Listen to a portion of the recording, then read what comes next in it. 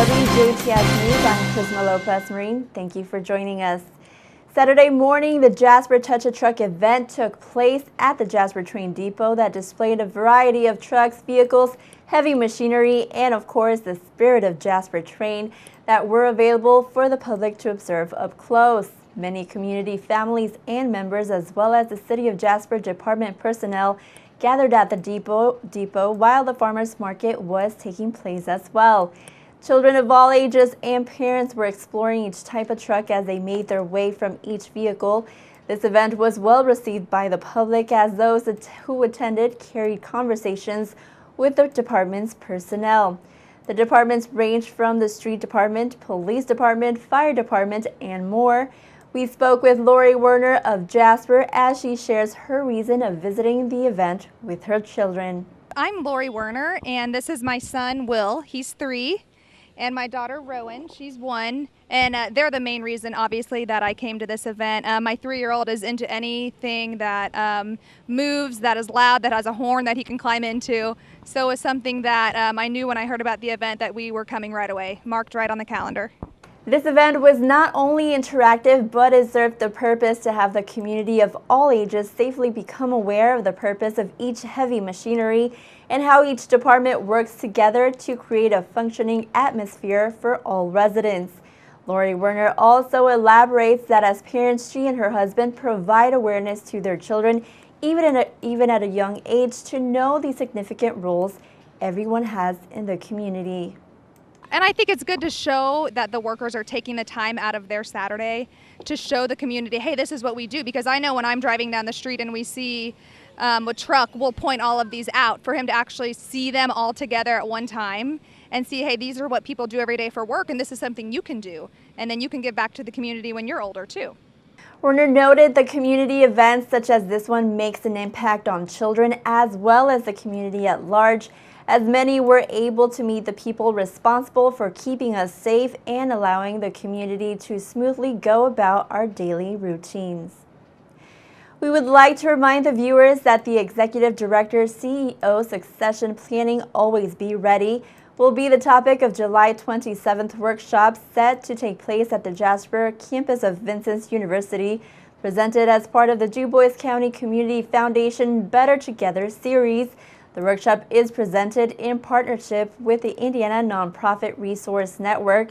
Presenter Brian Orender, president of the Charitable Advisors in Indianapolis, will walk through the transition process from beginning to end, and participants will learn how to draft an emergency succession plan. The workshop will be held from 11 a.m. till 2 p.m. and the $20 registration fee includes lunch. It is open to the public. Registration must be made by Wednesday, July 20th.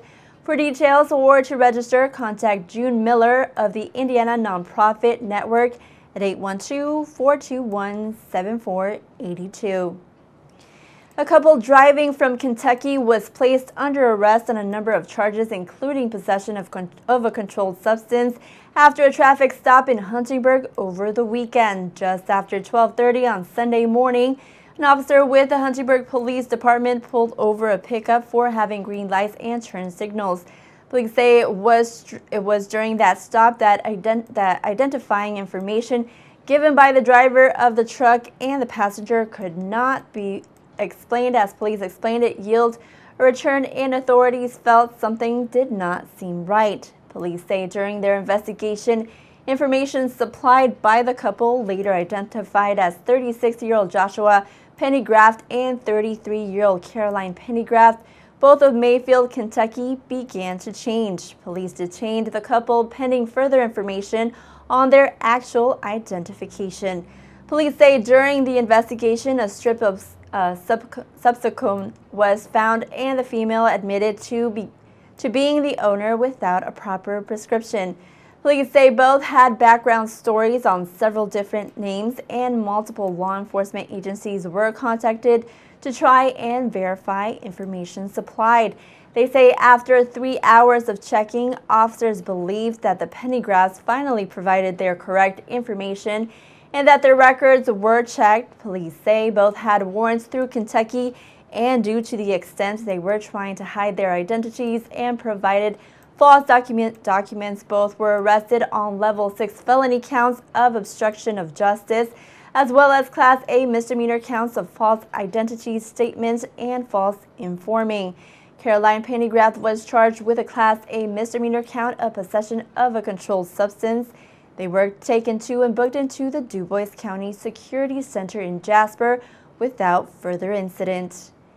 The Jasper man faces battery and drug charges after he was involved in a domestic disturbance that took place at an apartment complex located on Jasper's north side last night. At 8:40 Sunday evening, Jasper police were called to a domestic dispute in progress at Mill Creek Apartments located along the 600 block of West 36th Street, and upon their arrival, officers located 32-year-old Jerry Lemkin and a female subject inside the residence. Police say the female had visible signs of injury to her forehead. Now, while Lemkin was being detained for questioning, police say a small amount of marijuana was located in one of Lemkin's pockets. Lemkin was lodged into the Dubois County Security Center on a level 6 felony count of domestic battery and a Class B misdemeanor count of possession of marijuana. Officers were assisted at the scene by the Dubois County Sheriff's Department and the Indiana State Police. Later last night, Jasper police were called to the report of another domestic disturbance that led to the arrest of a Jasper man on battery charges. Shortly before 11:30 p.m. on Sunday, Jasper police were called to the residence located along the 400 block of Rumbach Avenue on the city's southeast side for a domestic dispute. The victim told police she had been struck in the throat, thrown to the ground, and kicked in the abdomen. Memorial EMS was dispatched to the scene and the victim was transported to Memorial Hospital. Police say the man they believed was involved, 33-year-old Craig Judy of Jasper, who they say lived at that address, had already left the residence before officers arrived.